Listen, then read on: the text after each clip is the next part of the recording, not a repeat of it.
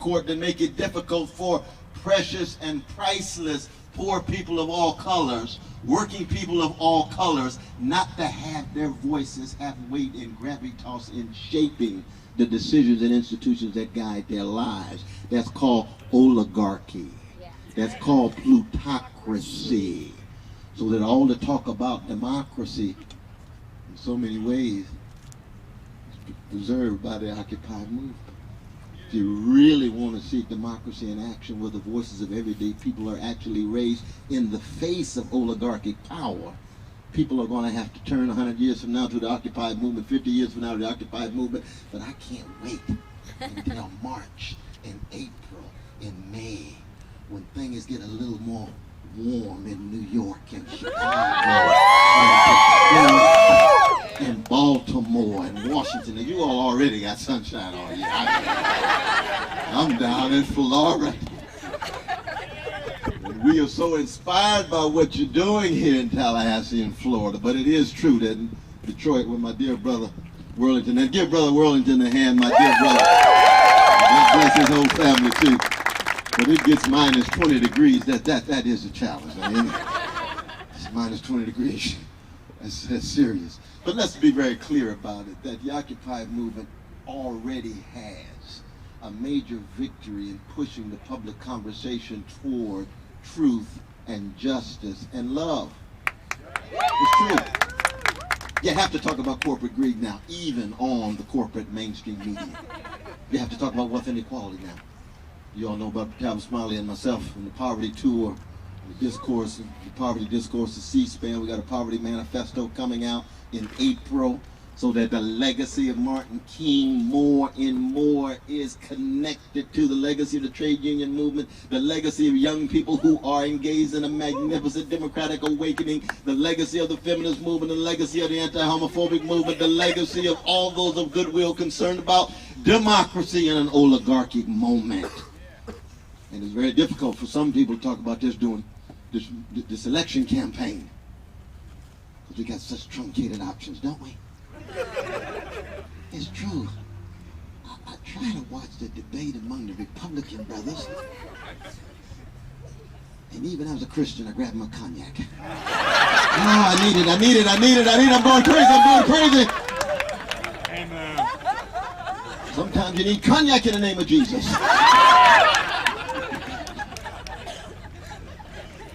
It's so cold-hearted when it comes to what they have to say about poor people.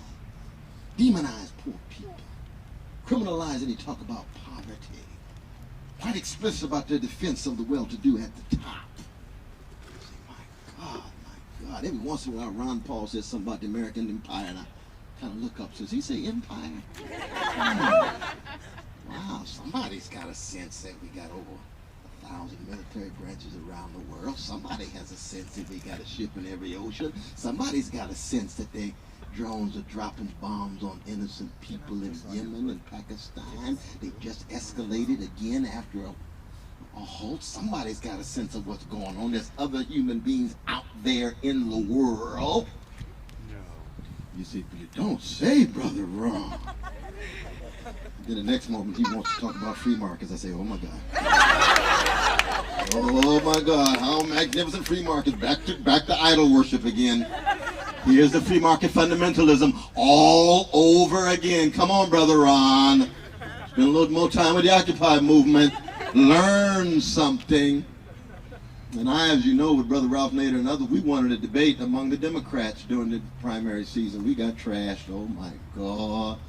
We had death threats and everything else coming at it. Oh, Lord, you want somebody to debate Brother Barack Obama? Yeah, you don't say, yeah.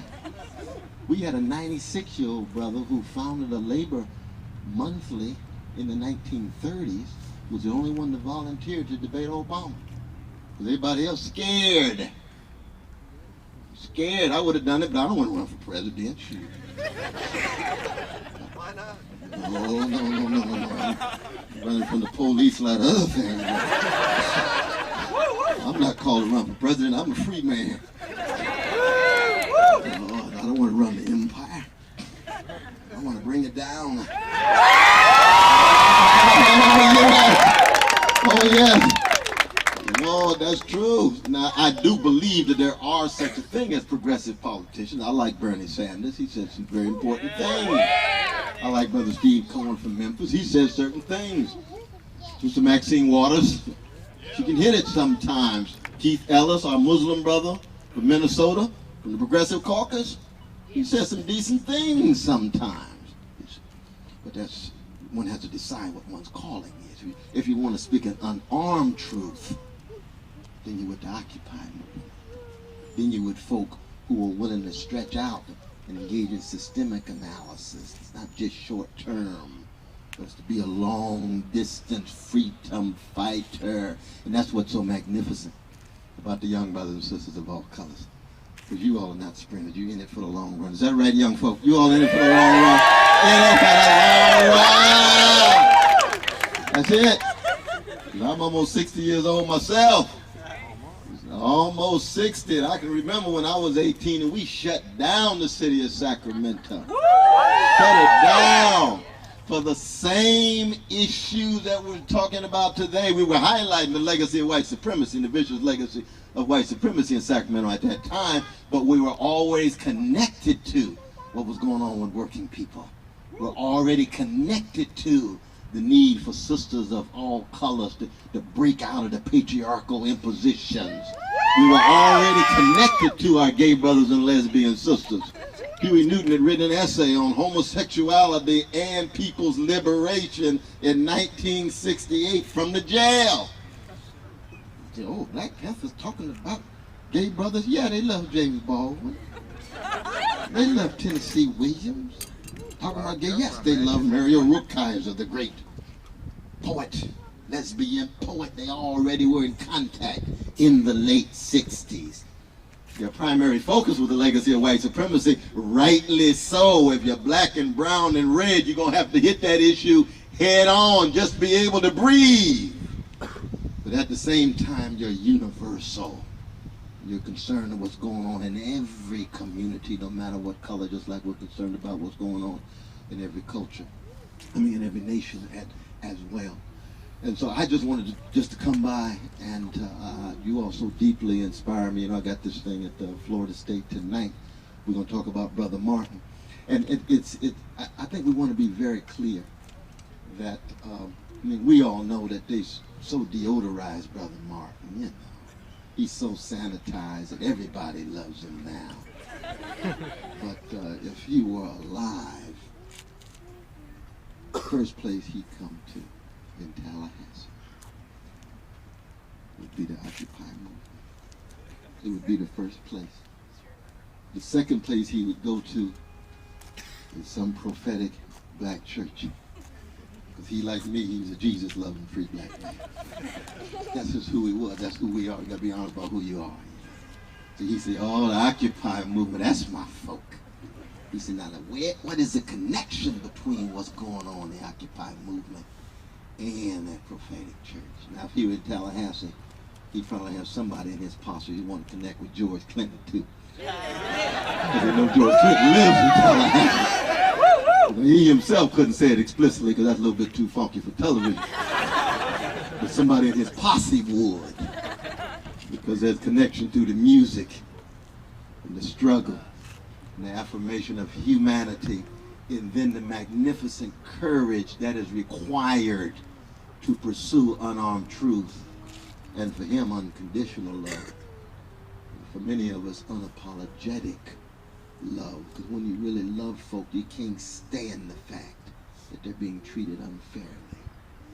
When you really love folk, you loathe the fact that people are being treated unjustly, and you've got to do something about it. It's like fire in your bones. If you don't do something about it, the rocks are going to cry out. That's the spirit of Brother Martin.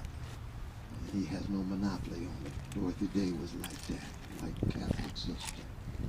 Caesar Chavez was like that, brown brother.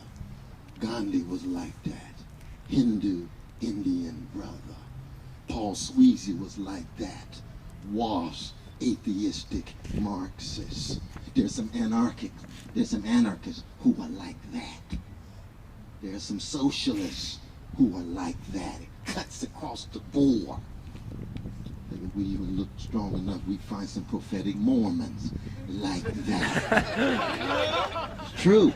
I'm not talking about Brother Mitt, but there must be some prophetic ones who abhor corporate greed. They can't stand wealth inequality. They can't stand the role of big money in politics. Why? It's an all-embracing movement. That's what makes it profoundly humanistic. That's what makes it, allows us to come together. And we're going to continue to teach the world that we are in this together in the long run. In the long run. So thank you all so much. Thank you so much. Thank you so much, brother.